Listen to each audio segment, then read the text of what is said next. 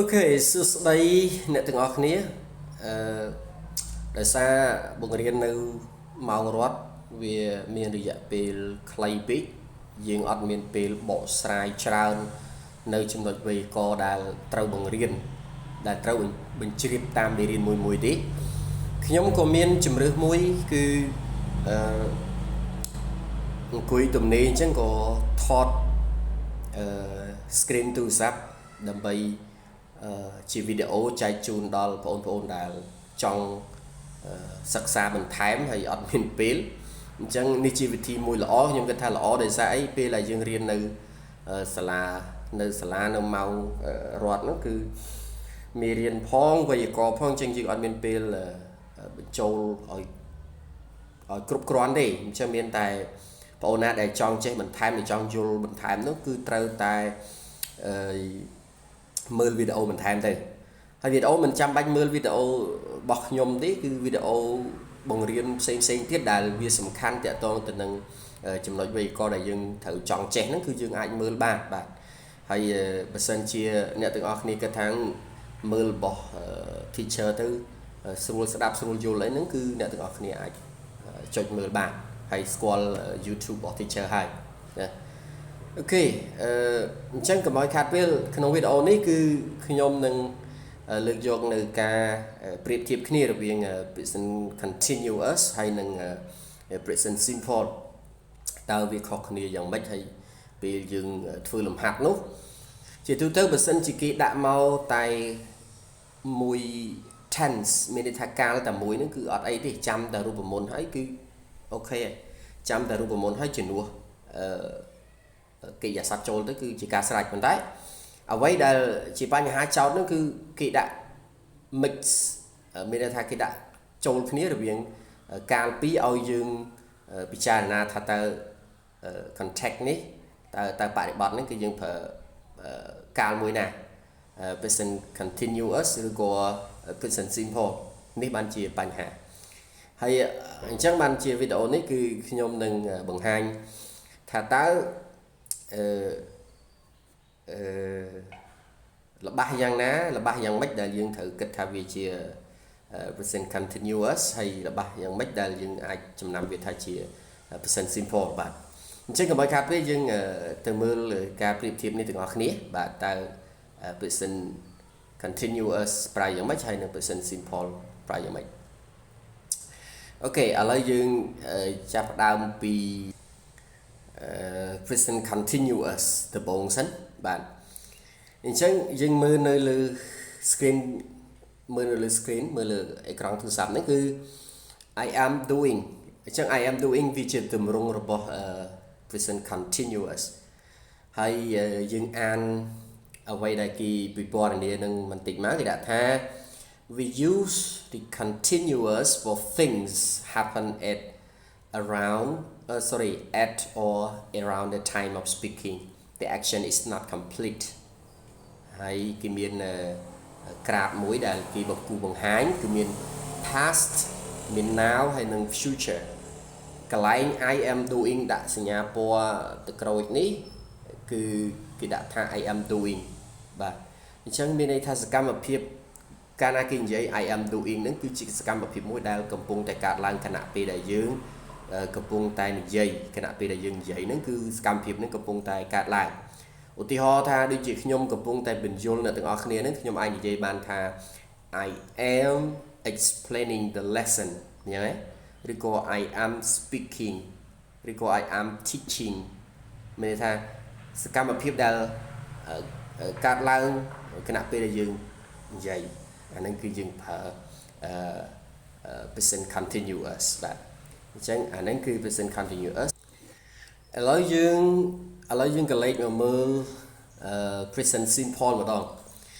present simple គេដាក់ថា we use the simple for things in general or things that happen repeatedly អញ្ចឹងគេថាយើងប្រើអា present simple ហ្នឹងសម្រាប់អ្វីដែលវាកើតឡើងទូទៅអ្វីដែលជាលក្ខណៈទូទៅឬក៏អ្វីដែលកើតឡើងម្ដងហើយម្ដងទៀតកើតឡើងម្ដងហើយម្ដងទៀត ឬក៏យើងអាចថាវាជា habit ឬក៏សកម្មភាពដែលកើតឡើងដដែលជារៀងរាល់ពេលហ្នឹងយើងអាចប្រើវាជា present simple បានហើយយើងមើលគំនូសក្រាបនៅខាងក្រោមហ្នឹងគេដាក់ថាI do គឺ now គេអត់មានគិតពីសកម្មភាពដែលកំពុងតែកើតឡើងទេគេគិតពីសកម្មភាពដែលជាទម្លាប់ឬក៏ជាអ្វីដែលជាទូទៅដែលកើតឡើងជាកើតឡើងដដែលណាអូខេឧទាហរណ៍ឥឡូវយើងមើលឧទាហរណ៍នៅខាងក្រោមនេះគឺគេដាក់ថា water boils at 100 degrees Celsius អញ្ចឹងនេះគឺជាឧទាហរណ៍មួយដែលបញ្ជាក់អំពីលក្ខណៈ in general យើងហៅថា in general មានន័យថាទឹកវាពុះនៅសីតុណ្ហភាព100អង្សាសេបាទអញ្ចឹងនេះជាលក្ខណៈទូទៅមួយដែលយើងអត់មានផ្ដោតទៅលើពេលវេលាណាទេគឺវាជាលក្ខណៈទូទៅ things in general ទឹកពុះនៅសីតុណ្ហភាព100អង្សាសេឃើញទេអូខេ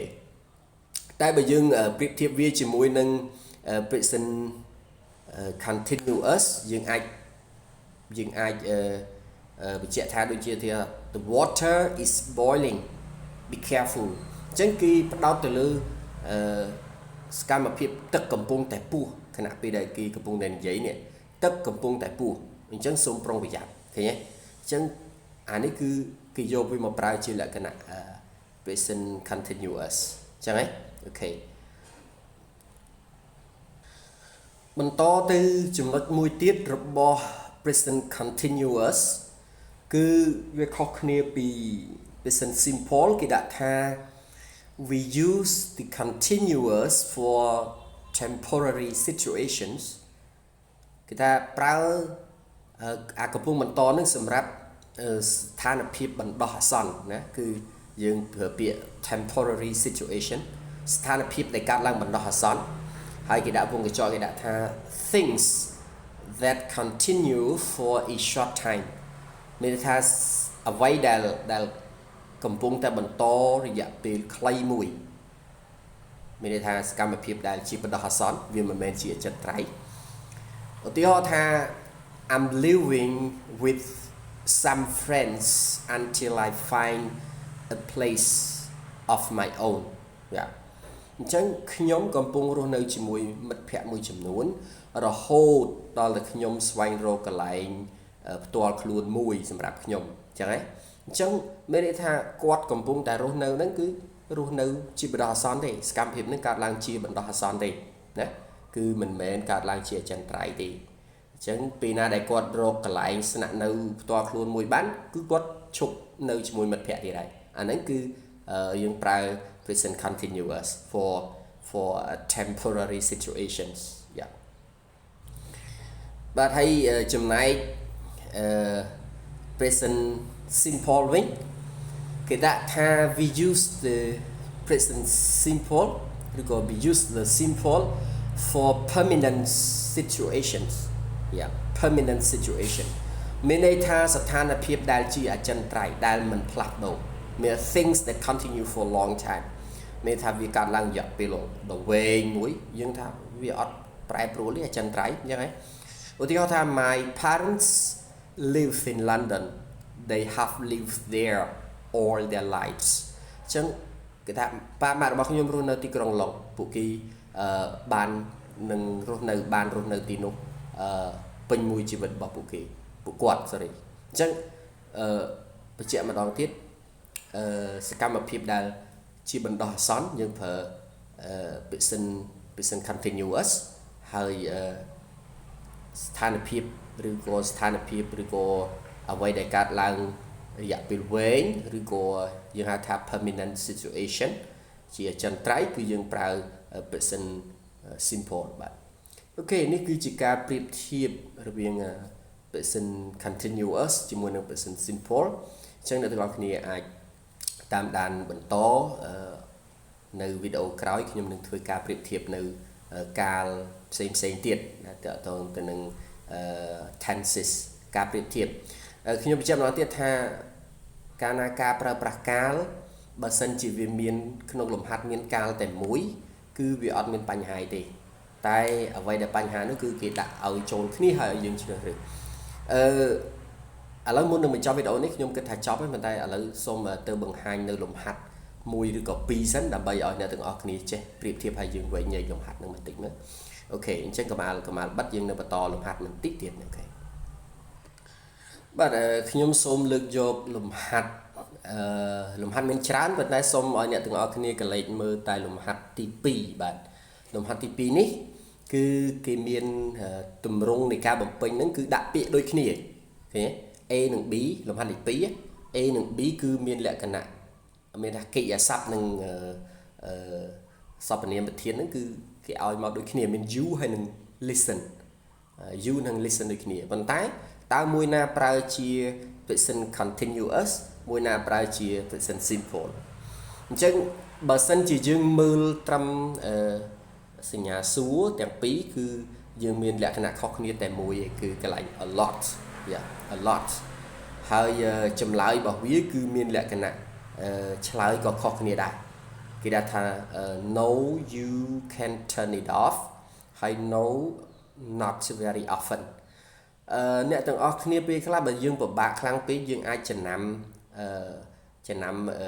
time expression ឬក៏ពាក្យកន្លឹះរបស់វានៅក្នុងកាលទាំងពីរហ្នឹងឧទាហរណ៍ថាយើងកាលណាមានពាក្យ not very often ពាក្យ a lot ឬក៏ពាក្យalways អីហ្នឹងគឺអាហ្នឹង 100% ហើយគឺ present simple អញ្ចឹងហ៎អញ្ចឹងអ្នកទាំងអស់គ្នាមើល A យើងបំពេញអីគេតម្រងអី Yes គឺតម្រង present continuous អញ្ចឹងតម្រងរបស់ present continuous នៅក្នុងល្បះសំណួរអូខេនៅក្នុងប្រយោគសំណួរយើងចាប់ផ្ដើមពីអីអានេះជា yes no question អញ្ចឹងយើងចាប់ផ្ដើមពីអីបើសិនជា subject នឹងជា you យើងប្រើ to be គឺ are អញ្ចឹងហ៎អញ្ចឹងទៅជា are you listen ទៅជា listening are you listening to radio អូខេអញ្ចឹងជាឆ្លើយថា no you can turn it off right ពេលទី2ល្បះសំណួររបស់ present simple ដើម្បីបង្កើតល្បះសំណួរបានអ្នកទាំងអស់គ្នាត្រូវប្រើស្អីដើម្បីជួយវាគឺ do ឬក៏ does ប៉ុន្តែប្រយោគនេះគឺមានដោយសារមាន you យើងប្រើពាក្យ do ណា do you listen to the radio a lot អញ្ចឹងចម្លើយ yes no question គឺ no not very often អញ្ចឹងA គឺយើងលំហាត់លេខ2នេះ A គឺយើងប្រើវាជាទម្រង់ present continuous ហើយ B យើងប្រើវាជាទម្រង់ present simple លំហាត់មានច្រើនទៀតអ្នកទាំងអស់គ្នាអាចធ្វើអាក្រោមទៀតនោះប៉ុន្តែដោយសារវីដេអូនឹងវែងពេកអញ្ចឹងខ្ញុំសូមបញ្ចប់ត្រឹមនឹងចុះហើយនៅមេរៀនក្រោយខ្ញុំនឹងធ្វើការប្រៀបធៀបហើយនឹងយកលំហាត់ខ្លីៗដើម្បីឲ្យអ្នកទាំងអស់គ្នាស្រួលក្នុងការយល់អូខេអរគុណច្រើនមានអ្វីឆ្ងល់អាច comment សួរឬក៏ chat សួរផ្ទាល់ក៏បានដែរចំពោះសិស្សដែលស្គាល់ខ្ញុំអូខេអរគុណច្រើន Goodbye